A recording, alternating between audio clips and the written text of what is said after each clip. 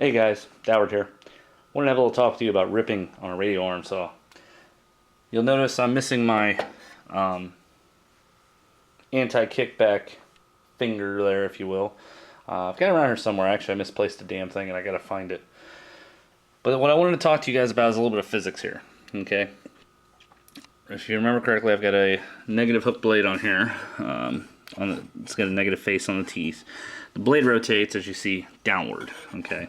So what that means is, as this is spinning, and you pull this across, the spinning of the blade actually makes the carriage, if you will, the entire saw want to push toward you. So you want to make sure you maintain a firm grip when you're cross cutting.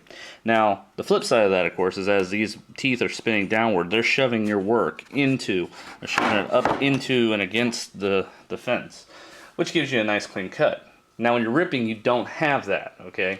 Alright, this position is called the out rip, okay? See, the blade spins this way. Now, if you were to cut this in the same dynamic that you would when you were cross cutting, you'd try to feed this in from here. That would be bad. I'm going to show you guys a video of how that actually works out. As this saw is spinning, this is constantly trying to catch your work and fling it. And it will just grab your work and just completely throw it. You don't want that. You don't want that at all.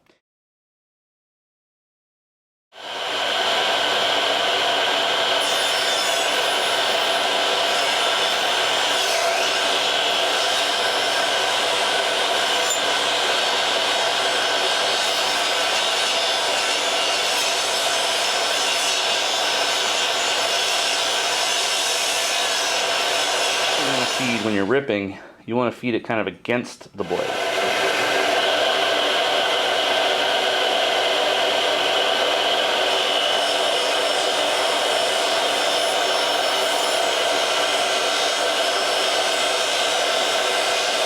Now, the downside of that, of course, is if this does go to kick, it's still going to push it against you, but it'll also try to lift it.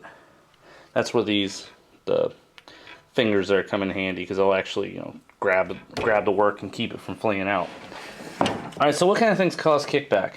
Well, if you don't have your blade perfectly parallel to your fence, you'll actually cause it, if it's slightly off, you'll cause it to pinch. And if it pinches on the back side of the blade here, as this is coming around, it'll grab this and it will shove it backward. You don't want that to happen. You want to make sure that you've got it nice and parallel. And as you feed it in, you want to make sure that you keep the work up against the fence real well. And you want to feed it from the left to the right. You want to feed it into, see, the blade would be spinning like this, and you want to feed it into the blade. Okay, you don't want the blade to try to grab it and just throw it on you. Now the other position you have is called the in-rip position. It should be pretty obvious, by the way, why it's called in and out. The blade's in or the blade is out. In the in-rip position, the blade, if you see here, would be spinning in this direction. So I would want to feed it coming in this way.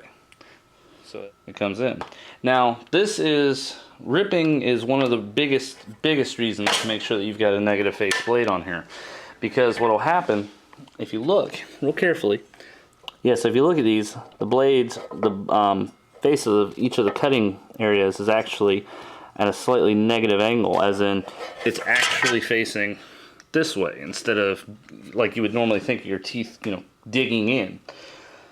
You do not want it to dig in, because that greatly increases the chance of this thing grabbing it and trying to fling it out of your hands. You don't want that.